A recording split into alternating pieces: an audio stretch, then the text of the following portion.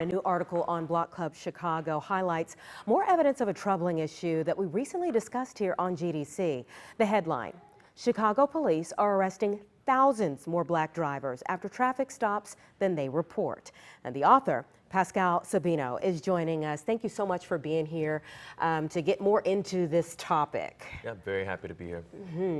Good work, first and foremost. Thanks. I know that you worked with the nonprofit Injustice Watch on this and found some gaping holes here that are very problematic in data. Chicago police are required to report to the Illinois Department of Transportation. Can you explain more about that? That's right. So Chicago police are required to report certain details, demographic information to state regulators, really in an effort to be able to identify and address any racial disparities in how Chicago police are, having interactions with drivers on the street.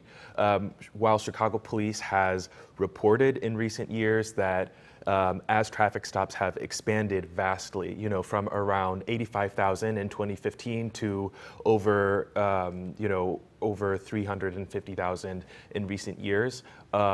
They've kind of said, oh, this is relatively inconsequential. We're not really making any arrests. We're rarely ticketing people. We're rarely searching people's cars.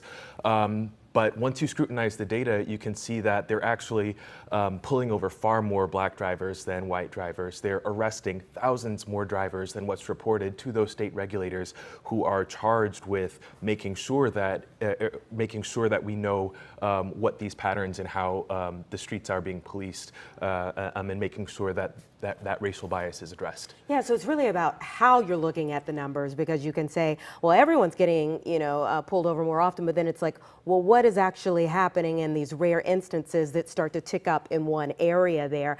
We talked with the Public Defender's Office last month, and I want to show what they said to us here for a little bit more context. It says more than 25% of felony cases assigned to our office are gun possession cases. Many of these cases fit an appalling fact pattern. Black and brown people are pulled over for a minor traffic violation, their car is searched, and if a gun is found, they are charged with a felony for what is essentially a paperwork violation, even if they have a FOID card and own the gun legally. In your article, you profiled a man on the west side of Chicago who had to fight to stay out of prison after ending up in a situation like this, and the charges were eventually dropped. Tell me more about him.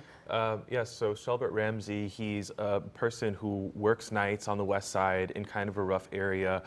Like so many people on the west side, he chose to carry a gun for his protection. He never had any intention of harming anybody with that weapon, and so he was actually a legal gun owner. He had his FOID card. He actually had a concealed carry license, the license that you need to carry a weapon on your person or in a vehicle. Due to the pandemic, that license lapsed temporarily. He actually got it reinstated, but during that lapse, he was pulled over, he was searched in ways that he felt were illegal and violated his civil and constitutional rights. He,